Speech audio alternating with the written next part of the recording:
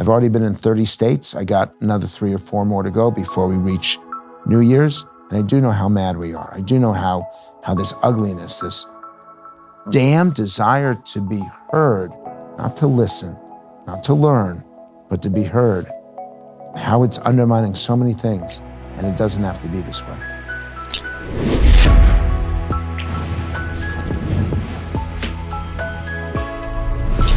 Hey, and welcome. This is the Ben Shapiro Show Sunday Special. Today, we are joined by Dr. Frank Luntz. Frank is the pioneer of the instant response focus group technique and the New York Times bestselling author of Words That Work. He's best known for his political commentary, with more media outlets turning to him to understand American voters than any other political pollster. Frank, thanks so much for taking the time to stop by. Really appreciate it. It's only, 15 minutes from my house, so it's actually pretty close. Yeah, you're a convenient guest. It made perfect sense. So why don't we start with what's on everybody's mind? How do you assess President Trump's standing leading up to the 2020 election? Does he still have control of the IRS? Can I still be audited? On a accomplishment level, what he's actually done is incredibly impressive. The unemployment rate at a 50-year low, Black unemployment at an all-time low, Latino unemployment at an all-time low, wages going up, the economy's strong, even with all the yelling over China. Economically, it's been pretty incredible. Tax policy, people get to keep more of their hard-earned income. In foreign policy, we're not in the middle of a war. On what he's done, it's pretty impressive. On how he says it, how he communicates, I'm not sure how much of it I like. He and I have talked infrequently, but enough. And I've expressed some concern. And I'll give you an example. He likes to talk about building the wall, which I'm sure that most of your viewers appreciate. The problem is when you talk about building a wall, you've got 40% support, 60% opposition. If you talk about building a barrier, it goes up to 60%. If you talk about using human intelligence, technology, a physical barrier where it's necessary, if you're precise about it, it goes up to 79% support. Trump's idea of instilling border security, it's a winner. The public supports it, Democrats support it. But when you just talk about a wall, it's a great applause line for his supporters, but it doesn't get you where you need to go. And on issues like this, sometimes what he says actually undermines what he wants to do. So a lot of his supporters will say, well, the world of politics has changed. He understands that we live in a base-only world, that the moderates don't exist anymore, there aren't any swing voters, it's just a matter of getting your base excited. And also, they might say something like, well, if Trump says build a barrier, then the next thing that happens, the media just spin on that language, and suddenly barriers are bad, because no matter what Trump does, the media will always caricature it as the greatest of all evils. So you obviously spent your career picking the words that work, trying to help people figure out what's the best way to express themselves to be convincing. Does that matter in an era of Trump? Have things changed fundamentally, Yes. or are we just... You're correct. They have fundamentally changed. And I have to admit, I had an argument with the president over stuff that he said about Baltimore, which is a very troubled city. I know something of it because I used to go to sporting events there, and on occasion I would travel into the community. And it is not a healthy city, but it should not be derided that way. I felt very bad for the people because I thought they were being insulted because one of their congressmen was challenging Trump directly. And what I got back from his campaign manager is that I'm elitist. I come from the old-fashioned establishment. I don't understand that under Donald Trump, we call things what they are. And my parents taught me at a very young age, and I should know because I'm overweight today, that you don't walk up to a fat person and say, hey, you realize you're fat. You don't say everything that comes to your mind. You don't insult people when you don't need to. And if you disagree with them, you find a way to bring them over rather than trying to bludgeon them. And so his communication for me, and I've said this to him, is very problematic. But I won't let that get in the way of what he's accomplished. And I won't let what he's accomplished get in the way of how he communicates it. They are both important. America's a great country because we're a good country. It is not that we have a wonderful wonderful GNP. It is not that we are, my head is in academia. It's not that we are wealthy. It's that when people are hurting, Americans come. When people are suffering, we're the ones who do something about it. We're always the first, and we don't ask for a thank you. We just do it because it's who we are and what we're about. And I want us to be a good people, not just a successful people. And I wish that some of the language were a little bit more gentle. I think he can still really energize his base. I think he can be just as successful if he tones the stuff down a bit. And I know that he doesn't agree. I know that the campaign people don't agree. We'll just have to agree to disagree. Yeah, I mean, one of the things I've suggested to members of his campaign is that for me, it's not even necessarily the language he uses, although I have many of the same problems. It's the targets of the language that he uses, meaning that if you want to speak bluntly about, Abu Bakr al-Baghdadi whining and whimpering in a cave, I don't think that many Americans have a problem with that. I think if you apply similar language to Mika Brzezinski, then suddenly a lot of suburban women go, I'm not super interested in that. I do wonder if because the art of politics is the art of persuasion, and Trump is not a persuader. He's just a blunt instrument who says whatever comes to mind, and that was his thinks appeal. he is. He thinks he is. He thinks he turns people around. And arguably, we've never had a candidate who had a 40% job approval rating, 38% on election day, and got elected president. So it's clearly something he's saying is tapping into a strong, near majority of the population. It's not a majority.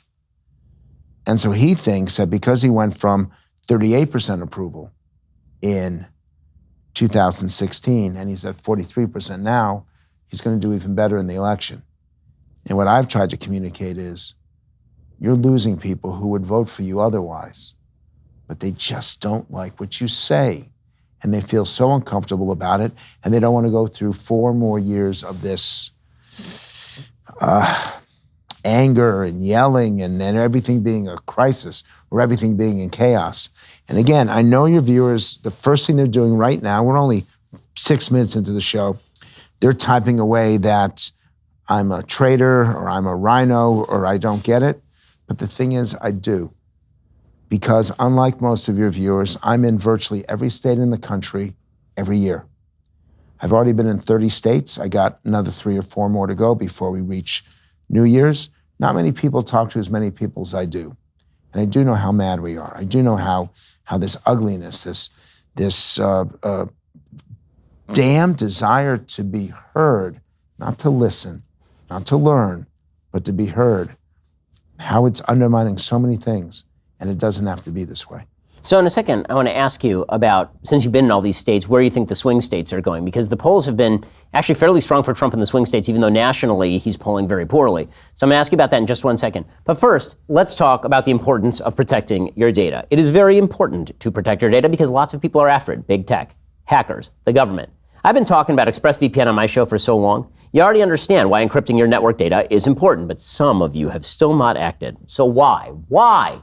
Well, maybe you're thinking it doesn't affect you because, hey, you're not me, and lots of people want my data, but they don't want your data. Wrong way to think about this. If you don't use ExpressVPN, that's like leaving your front door unlocked every time you go out. Sure, nothing might happen for years, but when a break-in does happen, they're going to take your silverware. One of the easiest ways to secure your internet data, ExpressVPN. You click one button on your computer or your smartphone, and now you are protected.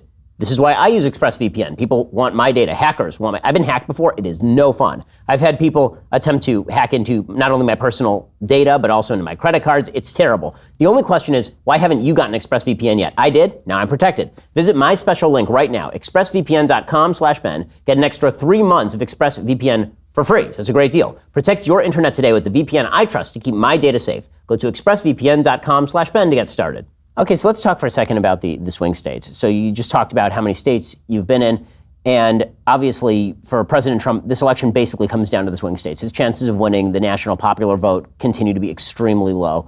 California and New York are just too populous. He is polling well from the polls that I've seen in Michigan, Wisconsin, Pennsylvania, more durably than I thought he would at this point. Not Pennsylvania, but yes in Michigan and yes in Wisconsin, but there are other states. You have to look at Ohio because Sherrod Brown could be a vice presidential nominee with any Democrat. And that means Ohio switches. You have to look at Iowa because of the trade war and the farmers being particularly hurt. And Trump's unfavorability has been rising over the last 3 or 4 months in that state. Obviously, look at North Carolina. I consider that state to be the most evenly divided of any in the country. Then 2 others, New Hampshire and Arizona on the Republican side. And frankly, there's a chance that Republicans could win Minnesota from the Democrats. So those are the states that I'm following. You'll notice I didn't say Florida. I actually think Trump will do okay there. But these states are too close to call. The Democrats know just as much as the Republicans do. And in those states, we're going to have $3 billion spent on 8 or 9 states. And there's only 6% of the population that is truly undecided. So imagine spending $3 billion on 20% of the states and 6% of the people in those 20. We should just buy them a car. But that's what it's going to feel like. It's going to be $1,000 per voter to try to influence them. So how much does the Democratic nominee matter? So President Trump's specialty may not be building up his own likability. As what I've said is that politics is the art of making it difficult to vote for your opponent and easy to vote for you. And Trump is great at one part of that and horrible at the other. Which, again, he doesn't understand. He'll be watching this and say, oh, that's ridiculous. He knows nothing.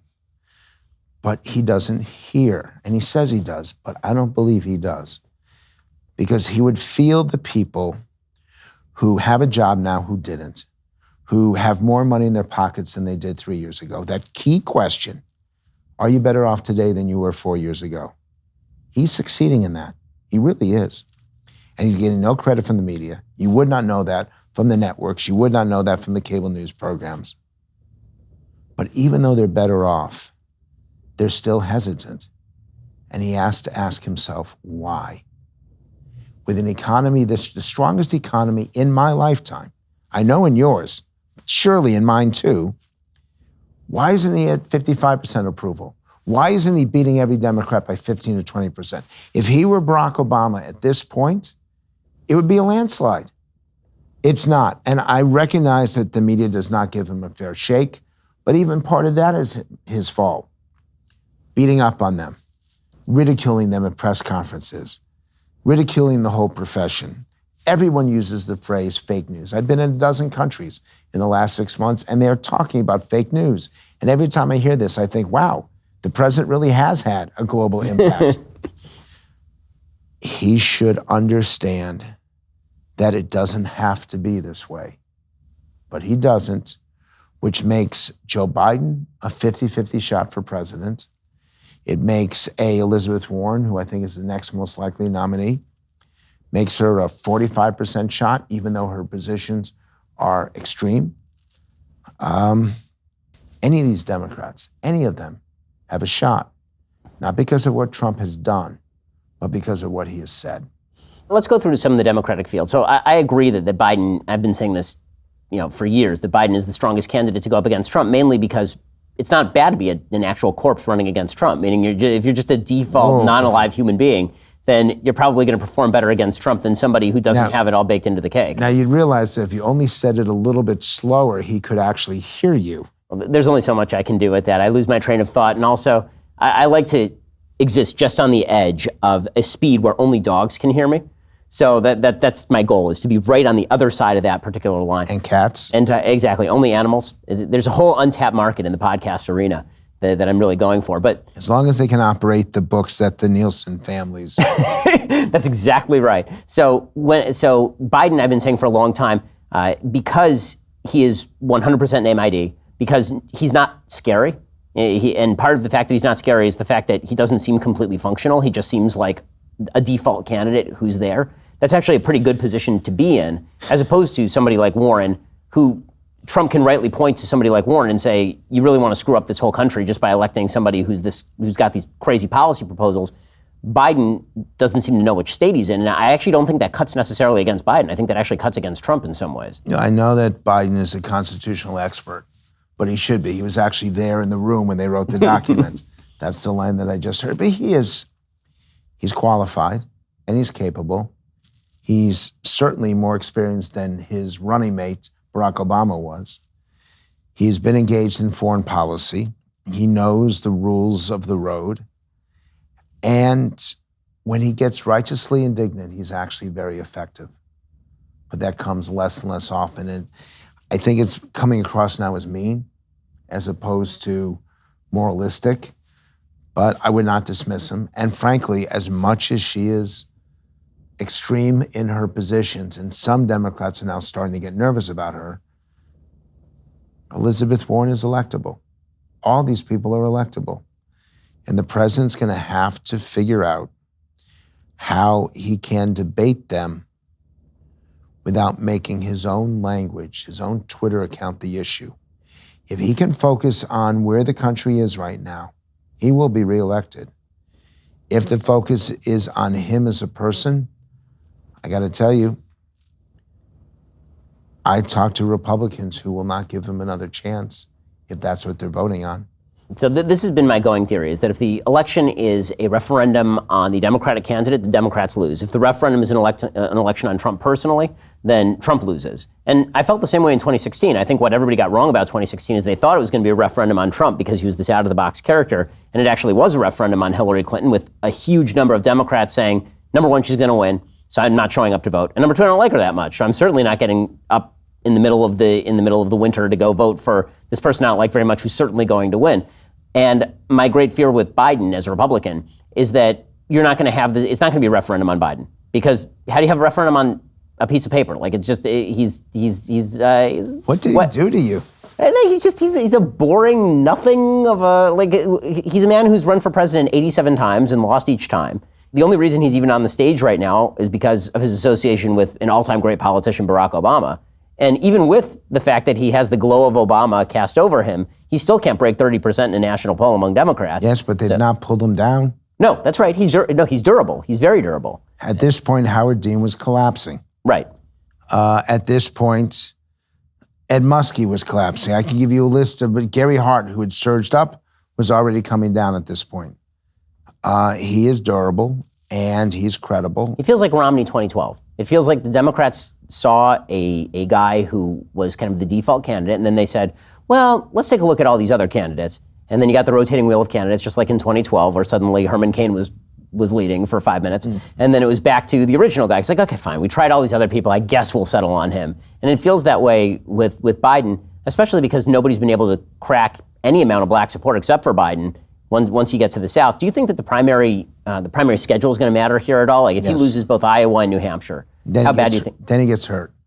And with Bloomberg coming into the race, and I would say to you, Bloomberg has no chance, or had no chance, because Democrats don't like billionaires. But when you're the only one with money, and 36% of the delegates are up in one day, and everybody has spent everything that they have, and you still have tens of millions of dollars to spend, you can't write them off. I notice as I'm traveling, I'm at airport restaurants, or I'm in my hotel room, I turn on the TV, and there's a Bloomberg ad everywhere, constantly. I know how much this costs. This guy is advertising everywhere, and it's going to have an impact. It may not have an impact in Iowa and New Hampshire. It may not have an impact nationwide. But on Super Tuesday states, he's going to be a player. You know the rules. Unlike the Republicans, where it was very much winner take all, so all you had to do was get 35% in some state. In the Democratic rules, if you get 15% in a congressional district, you get delegates. You get 15% statewide, you get delegates. So it's very hard. You can be getting 15 or 20% in state after state, and you're still running up a good percentage of delegates for the national convention. We could easily have a situation where it is brokered. I was about to ask you that. Like, what do you think are the chances of a brokered convention? And if it is brokered, what are the chances they go off the board for somebody like Michelle Obama? And if they went off the board for her, that's game, set, and match. Agreed. And again, I would love to take this podcast, I'd love to take this broadcast and show it to Trump and watch him go crazy. No one's done the Michelle Obama, Donald Trump matchup. That's not a close matchup. That's a 60-40 matchup. I agree with that. And they'll protect her, they'll shelter her.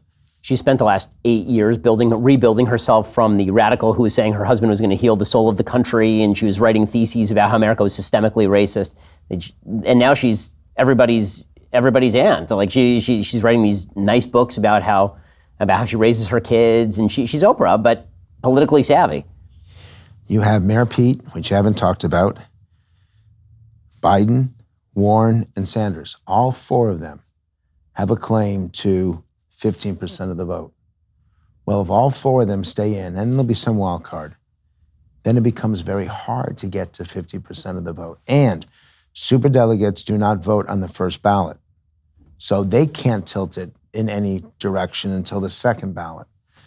Yeah, this election cycle, the Democrats could go all the way to June and even into July. So what do you think are the chances, in a second I'm going to ask you, the chances of Hillary Clinton jumping back in the race? Because she obviously is... Okay, well, that answers that question. So I'll ask you a different question in just one second. But first, it's holiday season. And let me tell you someone you're not. You're not Santa. And that means, why should you drive around a vehicle with lots of presents in it, especially to the post office? Instead, use Stamps.com. Stamps.com brings all the services of the U.S. Postal Service directly to your computer. Whether you're a small office sending invoices, or an online seller shipping out products, or even a warehouse sending thousands of packages every day, Stamps.com can handle it all with ease. Simply use your computer to print official U.S. postage 24/7. Any letter, any package, any class of mail, anywhere you want to send it. Once your mail is ready, just hand it to your mail carrier or drop it in a mailbox. It is indeed that simple. With Stamps.com, you get 5 cents off every first-class stamp and up to 40% off priority mail. Stamps.com, it's a no-brainer. It saves you time, it saves you money. So if you haven't tried it yet, what exactly are you waiting for? Don't delay. Sign up right now. We use it here at the Daily Wire offices. I use Stamps.com myself. Do not spend a minute of your holiday season at the post office this year. Sign up for Stamps.com instead. There is no risk. And with my promo code Shapiro, you get a special offer. It includes a 4-week trial plus free postage and a digital scale. No long-term commitments or contracts. Using our code, you'll be saving money and supporting the show. So head on over to Stamps.com. Click on that microphone at the top of the homepage. Type in Shapiro. That's Stamps.com. Enter Shapiro. Stamps.com. Never go to the post office again. Okay, so let me ask you about Pete Buttigieg, because he's the one name who's not been mentioned yet. People seem to be overlooking him as a national candidate because he hasn't really had this major surge in the national polling. He's had some surges in state polling, particularly the early states. He has no play in among black voters. Obviously, he's desperately trying to fix that. But they don't know him. Do you think that's a matter of awareness? Do you actually think that it is the oft-cited possibility that maybe gay men are not going to work too well for a lot of black voters in the South? Well, that's half of it. That is half of it. And that's a conversation that needs to happen in the black community. But he still has not been introduced to the country like he has in Iowa and New Hampshire. They've seen him. I've seen him campaign. In my travels across the country, I've seen all these people do their stump speeches. And Mayor Pete is the quietest of them. He's the most unassuming, the most humble. He stays as long as he has to stay. He has very few applause lines and amazing answers, policy answers, calming answers. He brings people together. We hear that phrase, who's going to find common ground? He's the definition of common ground. And I watch people as they walk out, and they're all blown away by him. He is everyone's second choice, which means that that's why he's doing so well right now in these 2 states, because he's becoming the first choice. He has the highest ratio of favorable to unfavorable of any of the candidates. And the more you know him, the more you like him. There's very few candidates that have all 3 of those going for him. So I think he's got a way to go up, even though they're starting to focus on him. But yeah, there is an anti-gay mentality that still exists within the religious component of the African-American community. And it's something that he needs to challenge among them. And I don't know how he does it, because it's not who he is. He does not wear it on his sleeve, but he does not hide it either. And that's why, of all the early states, the one I'm most interested in is South Carolina. Biggest percentage of black voters, biggest percentage of religious voters. Iowa's not religious. It's spiritual, but it's not religious. New Hampshire's not religious at all. It's all economic voters. Nevada, it's Vegas and whatever. South Carolina, we're going to find out what happens in the black churches.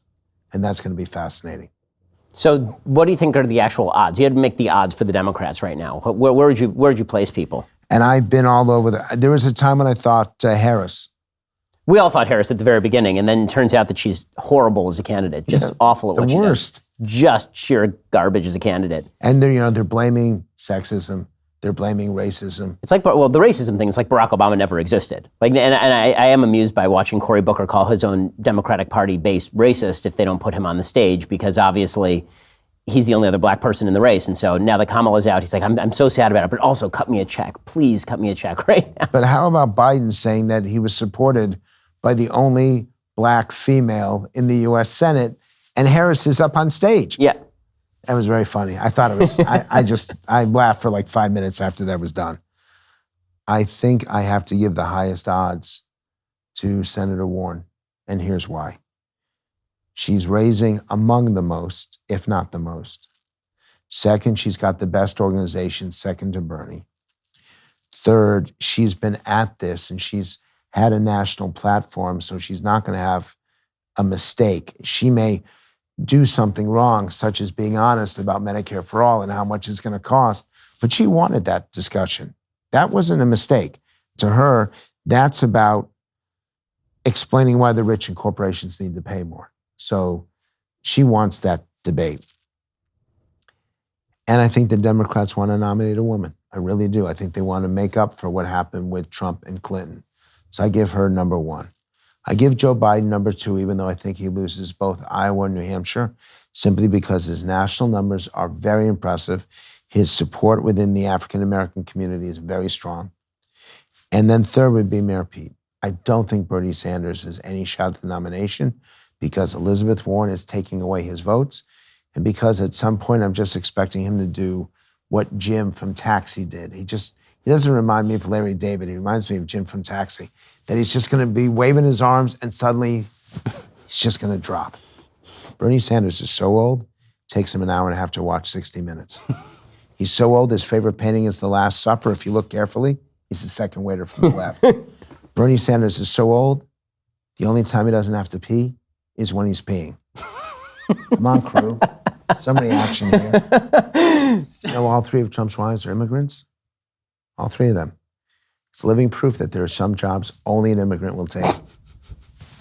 Or equal opportunity. Okay. Well, yes, I got one more. Okay. So I was at the White House Christmas party. It's interesting I wasn't invited this year, but I was there last year and I finally got the guts to ask the president, what does the J in Donald J. Trump stand for? You know what he told me?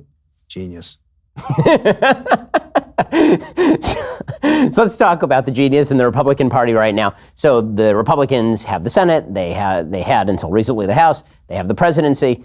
They were dominating at the state level, and it seems like all of it is slipping away and slipping away pretty quickly. How much of that is due to Trump personally, and how much of that is just a crisis of identity inside the Republican Party? It feels as though the Republican Party is splitting in 1,000 different ways, and that there's no coherent glue holding it together other than mere opposition to the left, which is a glue, but it can't be the only glue, I would think. In 2016, they had more governorships, more senators, more congressmen, more state houses, more state senates, more mayors than they'd had in 100 years. There were more elected officials who were identified with the Republican Party than any time in a century.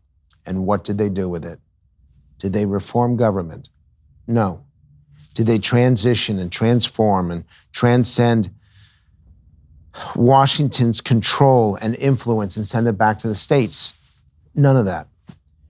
Did they offer the country a specific vision on healthcare with a policy to go with it?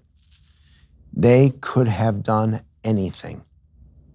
And the truth is, they accomplished some things, but not what would have deserved them having as much power as they did. And it'll never come again. And the amazing thing, and the one that I'm most angry about, is that they could have shifted power back to the states and localities. They had the votes to do it in the House and Senate because they had a whole bunch of Democrats who did not want Trump making those decisions, so they would have done it. You had California Democrats who would have voted with Southern Republicans to take power out of Washington and send it back to the states where it belongs. And they didn't do any of it. And now they're being punished for it, and they have no one to blame but themselves. I do wonder if some of the big kind of Republican talking point items are even doable in today's America. Speaking specifically here of entitlement reform, for example, which was Paul Ryan's bugaboo, and he was never able to get anywhere with that. How much of that is because Republicans don't know how to talk about entitlement reform, and how much of that is because people actually just do not want to hear entitlement reform, and every country that has ever undergone any sort of entitlement reform has been forced to it by austerity measures? Well, look what's going on right now in France. They are protesting every day, and they're shooting tear gas underneath the Arc de Triomphe. In Colombia, I got caught in a protest. I walked a few blocks to get into it, and then I realized I needed to get out of it. There were over 300,000 people demanding that they not reform pensions down there. All across the globe, this is happening. Governments 10, 15, 20 years ago gave away way too much. Now they realize they can't afford to pay for it. They're trying to right the ship, and voters won't let them. And they even know the damage, but they'll say, hey, I paid for it. I worked for it. I earned it. You take it out of someone else's hide, not mine. And the Democrats are smart in this perspective.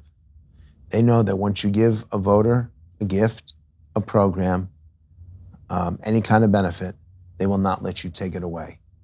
No tax is ever temporary, and no program is ever temporary. They make them permanent.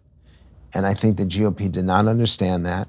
And the only time they could have done it is when they had the White House, the Senate, and the House. And they needed the governorships as well. They had it all. They had everything. And I won't be around that much longer. You have a long time to go. You will look back at the years 2017 and 18 as the greatest loss of opportunity. You may love, in your case, you don't love him, but you may like Donald Trump. You may like what conservatism means to the country. But I say to you that the opportunity versus the result will never be greater than those 2 years, 17 and 18. And they're not coming back again. One of the great debates inside the Republican Party, and this was taking place before Trump, but it's been exacerbated and accelerated by Trump, is the debate over which direction to move in the future. So after 2012, there was the famous Republican document from the RNC that came out and said we need to reach out to new demographic groups, and maybe that means shifting policy on things like... And how's that worked out for them? Yeah, well, as I was about to say, President Trump came back with a different sort of analysis, if you can call it that, but there are certainly people doing this analysis saying it's easier to win an additional 5% of the white vote than it is to win an additional 15% of the Hispanic vote, and so you double down on what brought you here. And the future of the Republican Party basically lies in immigration restrictionism and economic subsidies and really catering to the white working class, building up those numbers so that it's 2-to-1, 3-to-1. Is that conservatism? Republican. I mean, not in my opinion, it's not, but and I'm a pollster. I'm a communications guy. So I have my own point of view, and nobody cares to hear it. They want to know who's going to win, and they want to know how to win. They don't really want to know my philosophy, but I do question this. My grandparents are immigrants. They came here from Ukraine. I was over in Ukraine, and this is your exclusive. I was in Ukraine while all this stuff was going on, and I had no idea. I was there to do some speeches for the State Department, to talk to students, to talk to elected officials.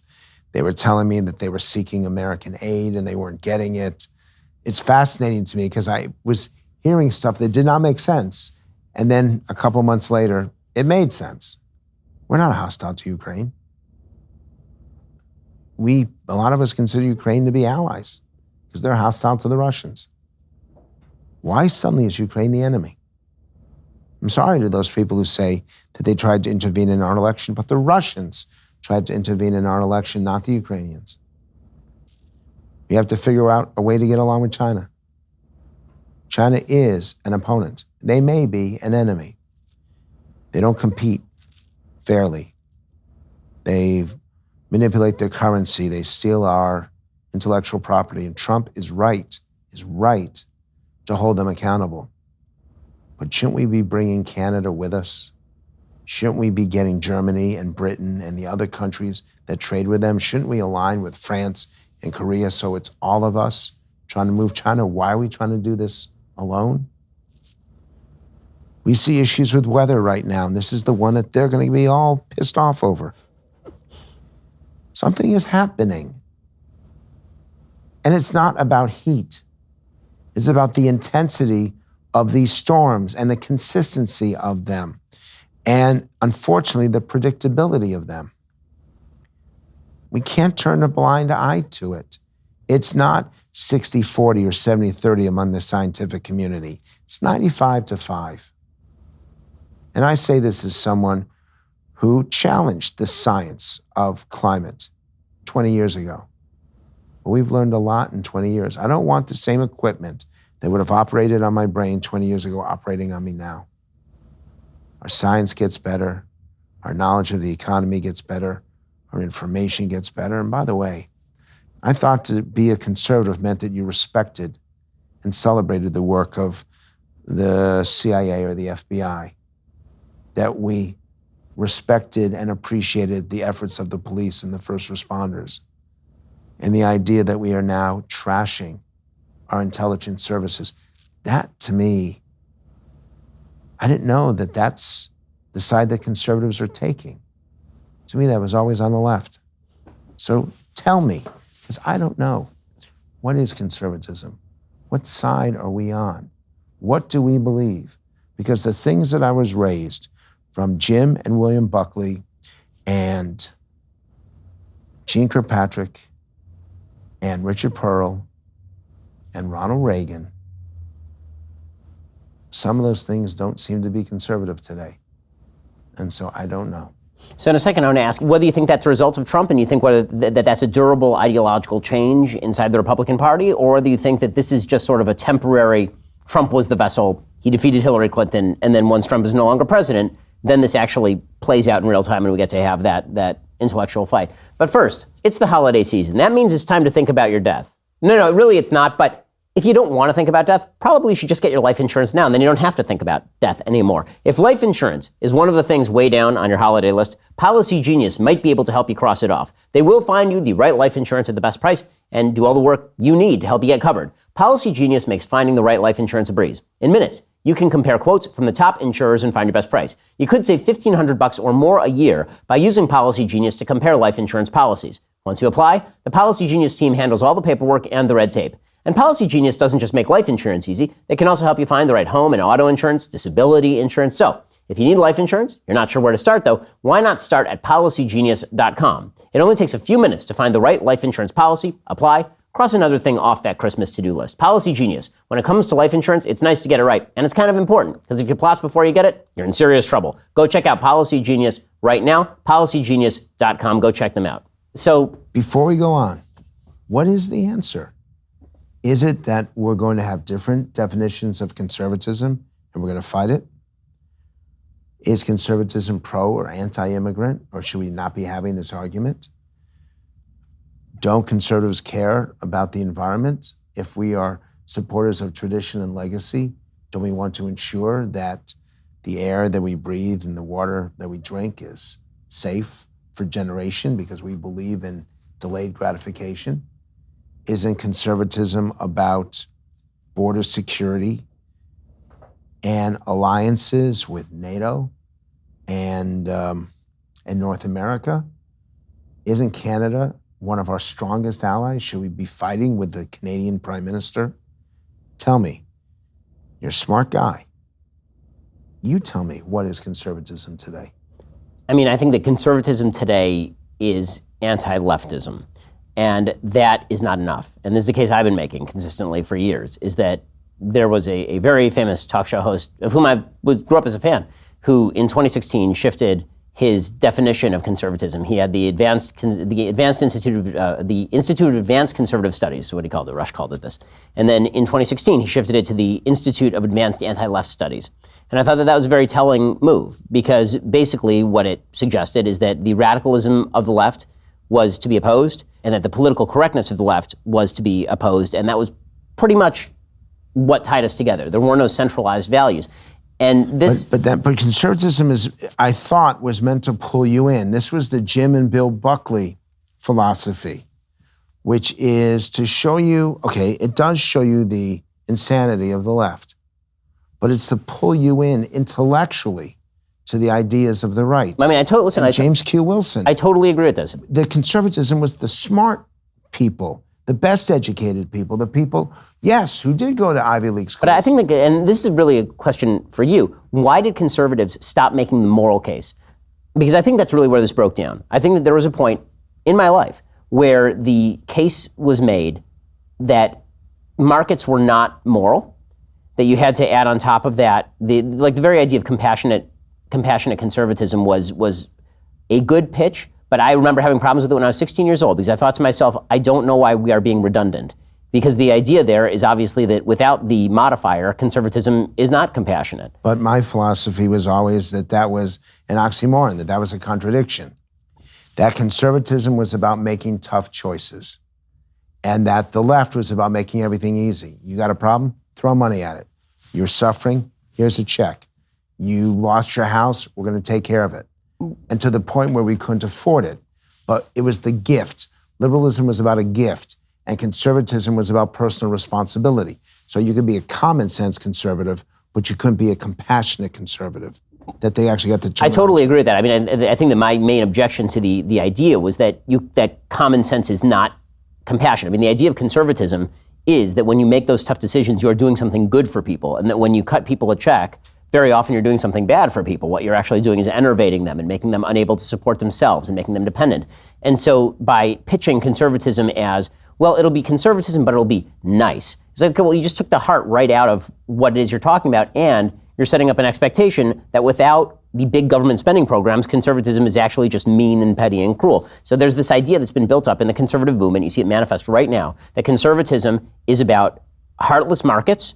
And you see conservatives say this sort of stuff. It's about heartless markets, free markets that are nasty to people. And so we have to curb their application because we have to chain the markets up and make them work for us, though the markets are not an actual reflection of the markets are a reflection of a basic individual right to alienate your own labor. They are inherently moral. And the idea that a market is not moral, that you have to curb the market, chain it up, make it work for the people. No, that's socialist language. That is the language of collectivism. That is not the language of conservatism. You just described the language of Elizabeth Warren and Bernie Sanders. Agreed. But markets on their own are not necessarily compassionate. That we are making a decision as a society, which I believe, and this is where my politics has changed, that there are times when markets don't function correctly, that the free market is not always free and does not always choose the right thing, and that there can be perversions that cause real damage, and that the best form of an ideology is one that admits those cases where it is wrong and always seeks to improve it. I think it's one of the great things about Western religion is that it goes through a reformation constantly as it re-examines its principles, its morals, its values, acknowledges where it got it wrong, and then seeks to fix it. Not through wholesale changes. That's progressivism. But through tinkering at the edges to correct those things that went wrong. There's nothing wrong with that. My issue is twofold. One who believes that markets are evil, and those who believe that markets should not be touched. We have become so polarized right now. I'm scared to death of the Wall Street Journal because I know that there's income inequality. I can admit it. There are rich people and there are poor people, and it is not the fault of every poor person, or even a majority of them, that they are poor. They've been denied a decent education. They were denied a decent family. They were denied the same opportunities that we got. You got them and I got them.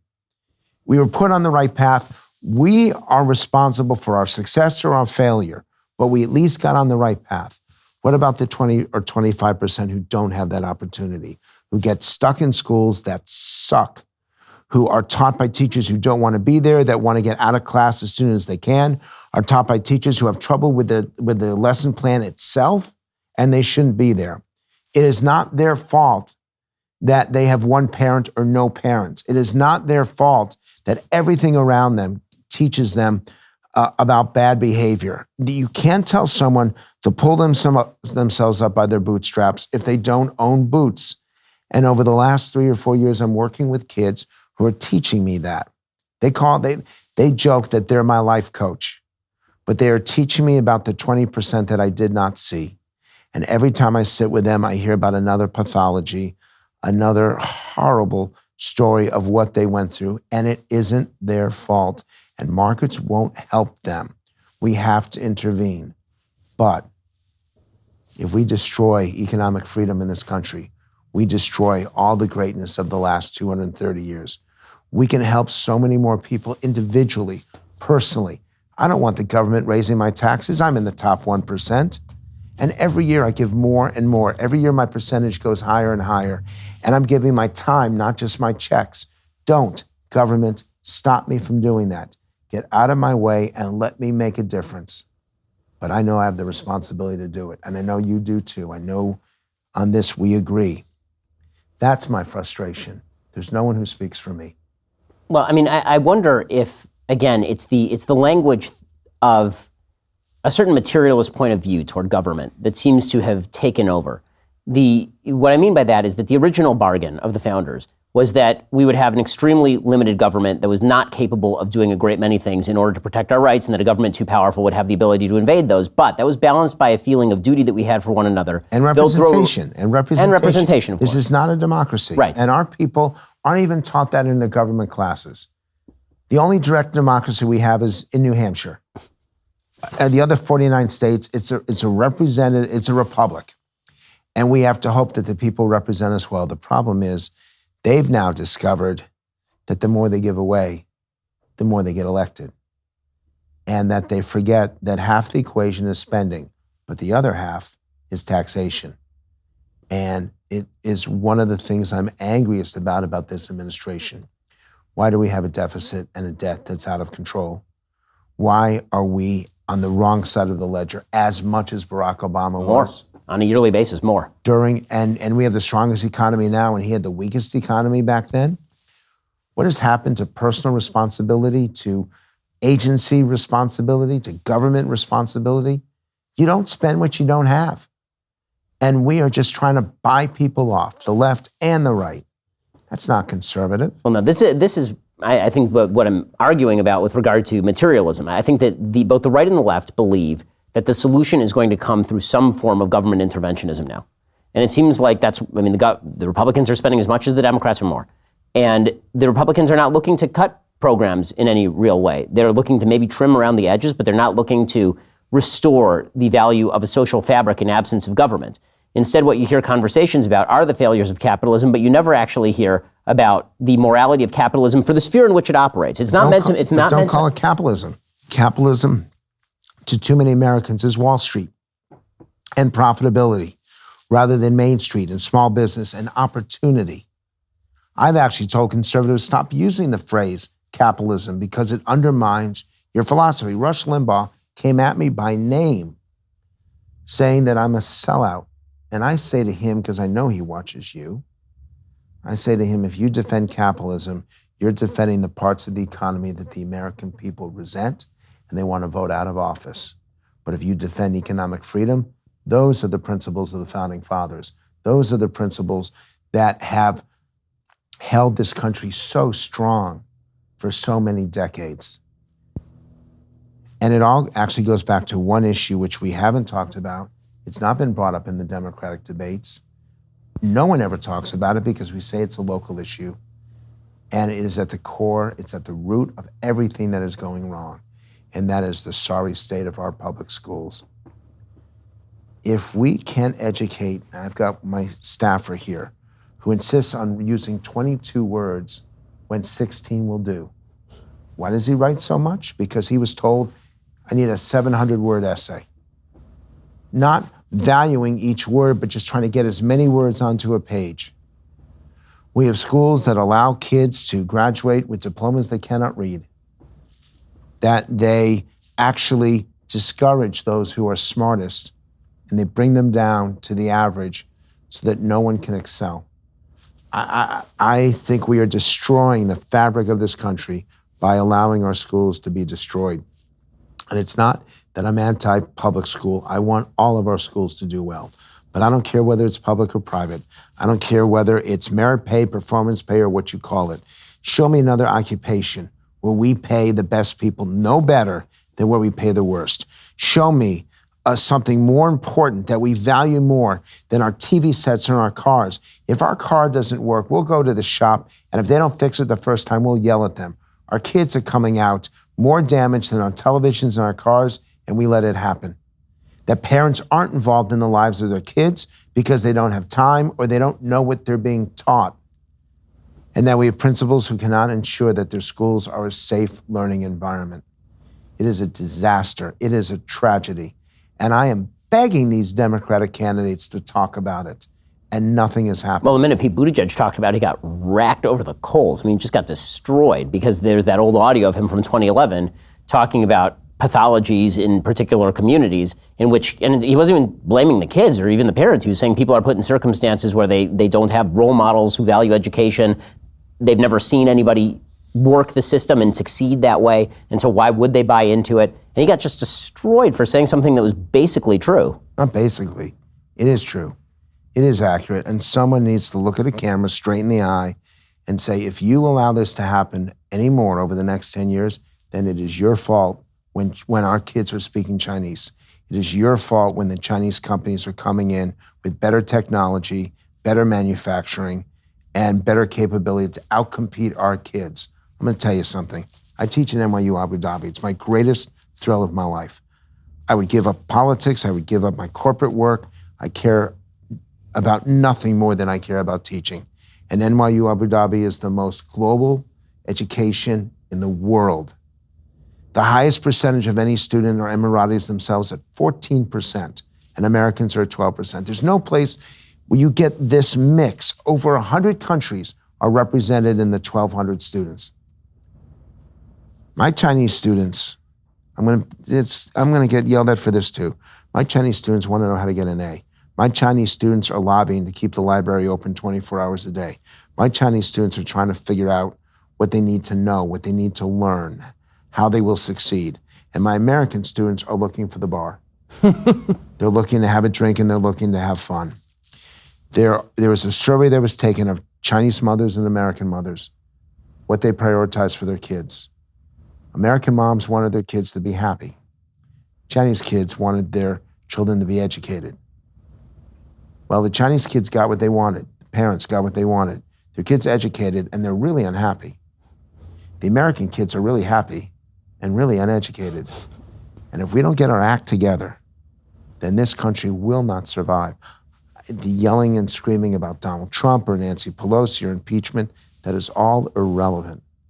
If we have a healthy school, a healthy classroom, we can survive anything because we will produce students who are able to handle the problems of the 21st century.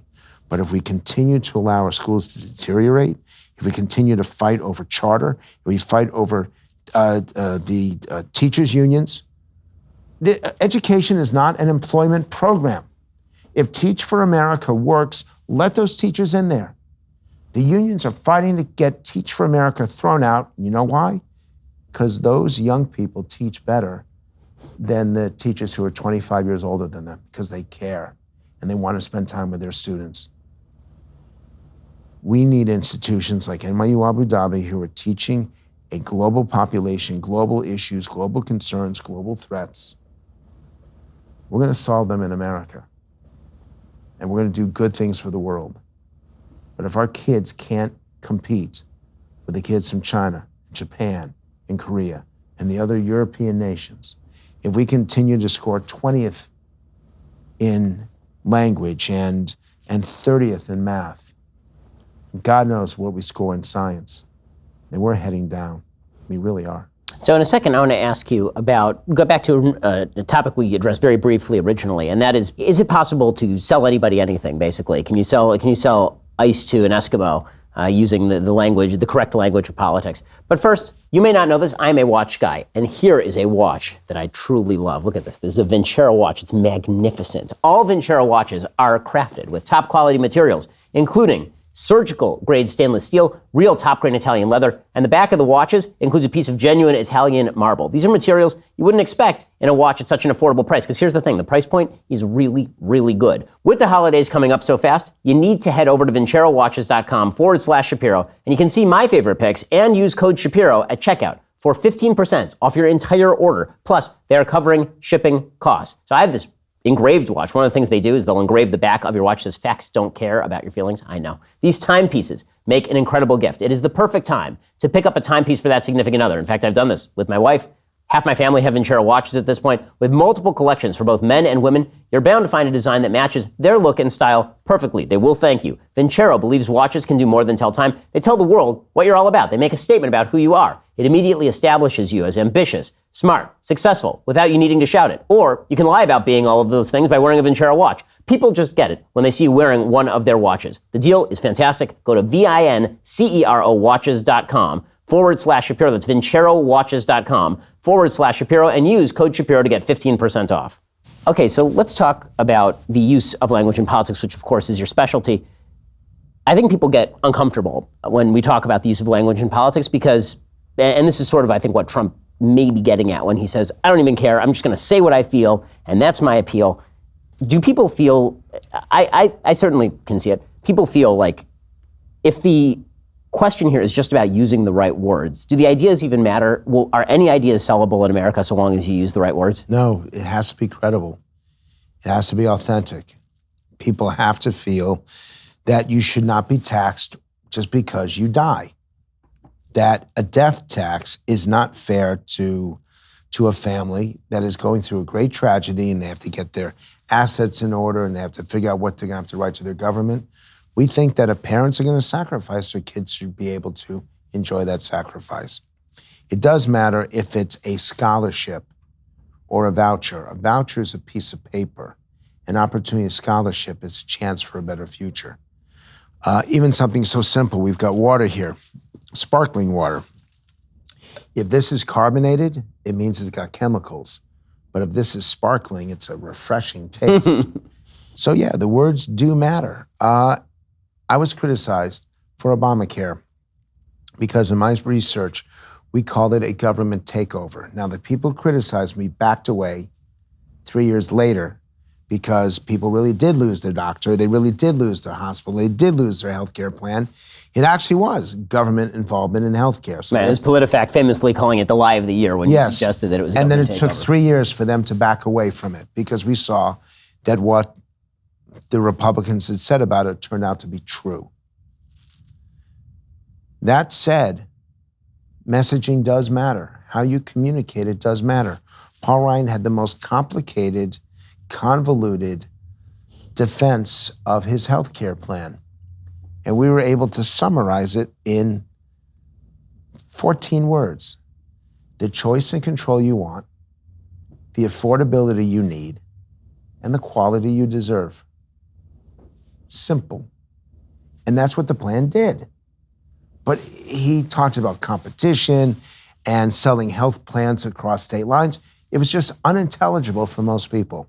So yes, language matters, but you cannot sell ice to Eskimos. And it is not manipulation. You actually have a responsibility to clarify what you mean. You have a responsibility to say what you mean and mean what you say. And that's what I try to help. I've really stopped doing it. I'm not really involved in much policy anymore, and I'm not involved in any campaigns because I don't like it.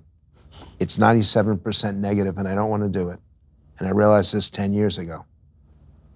But it does frustrate me, and I cannot look at a political ad without, now, that woman over there should be 20 years older. The kid that just came in, too young. We need someone slightly older. Where's the line? My biggest bugaboo about political ads is that they love to film them in kitchens because kitchen table economics or balancing your books at the kitchen.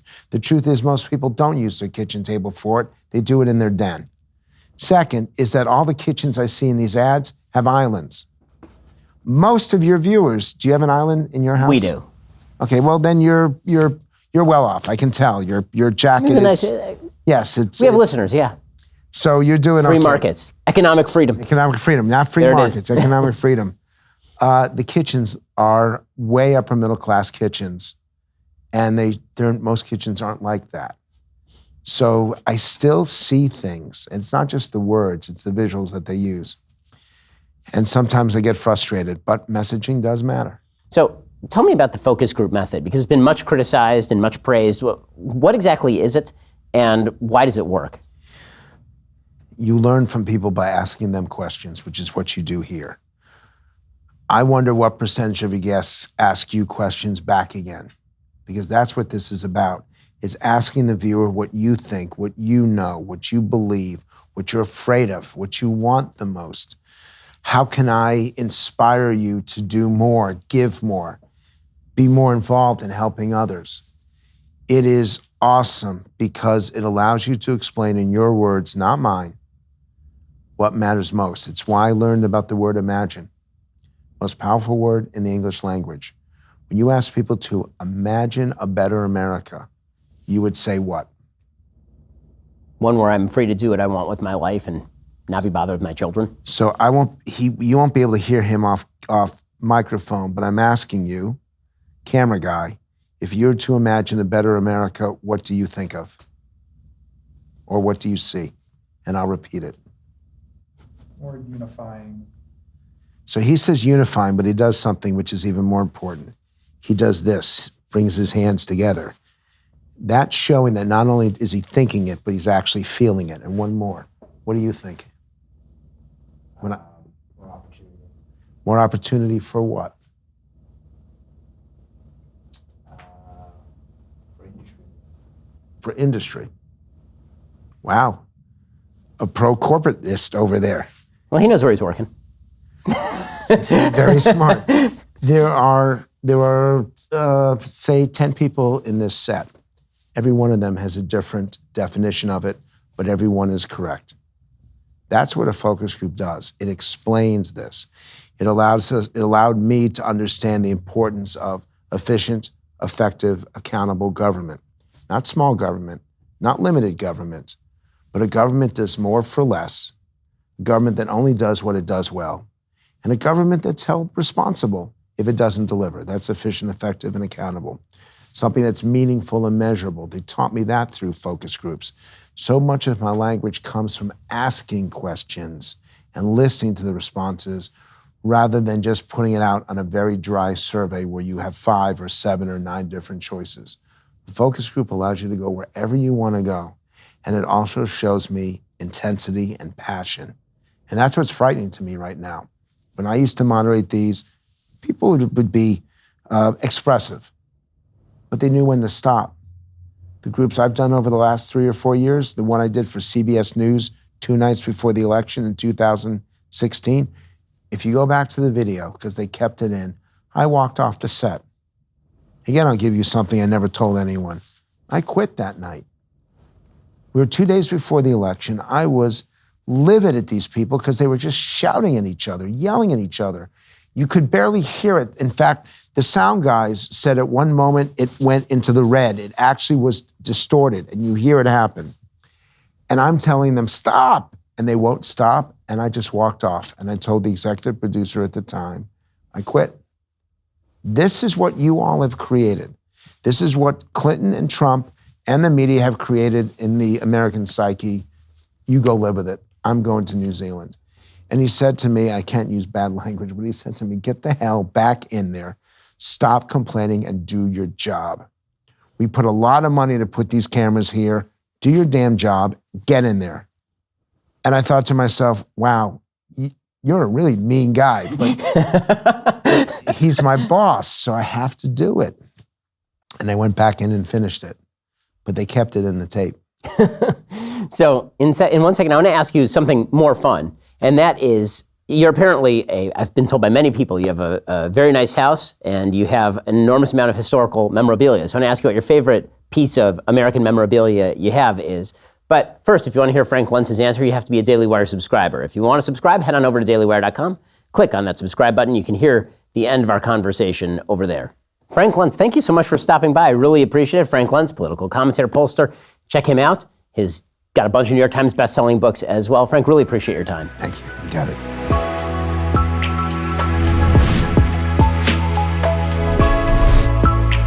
The Ben Shapiro Show Sunday Special is directed by Mathis Glover and produced by Jonathan Hay. Executive producer, Jeremy Boring. Associate producer, Colton Haas.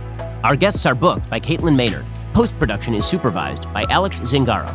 Editing by Donovan Fowler. Audio is mixed by Mike Coromina. Hair and makeup is by Jesua Olvera. Title graphics by Cynthia Angulo.